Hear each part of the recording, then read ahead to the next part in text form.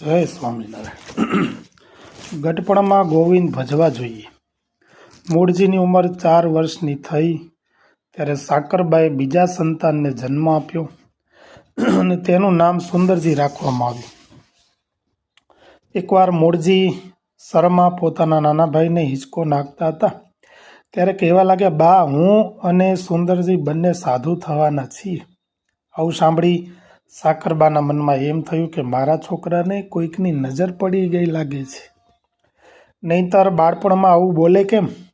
આગળ જતાં મૂળજી સાધુ થયા, ગુણાતીતાનંદ સ્વામી બન્યા અને નાના ભાઈ સુંદરજી પણ સાધુ થયા, એ શિવાનંદ સ્વામી તરીકે ઓળખાયા।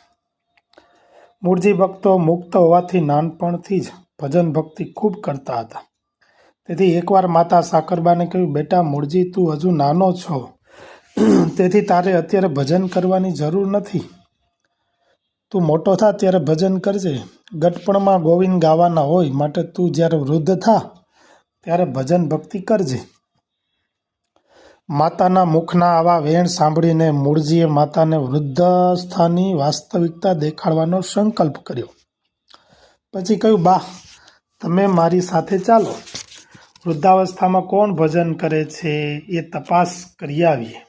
એમ વાત કરી માતા મૂળજીની સાથે ચાલ્યા।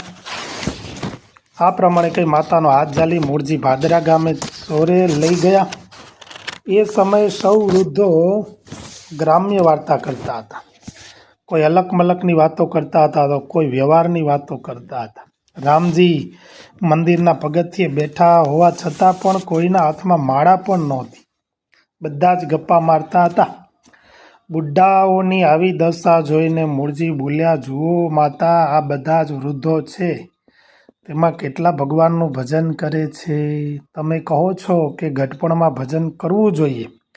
આ લોકોને આખી જિંદગી ગામ ગપાટા મારવાના હેવા પડ્યા છે, તેથી હવે માળા ફેરવવાની ઈચ્છા થતી નથી। માટે જો નાનપણથી જ ભજન કરવાનો અભ્યાસ કર્યો હોય તો જ ગટપણમાં ભજન થાય, નહીંતર થતું નથી।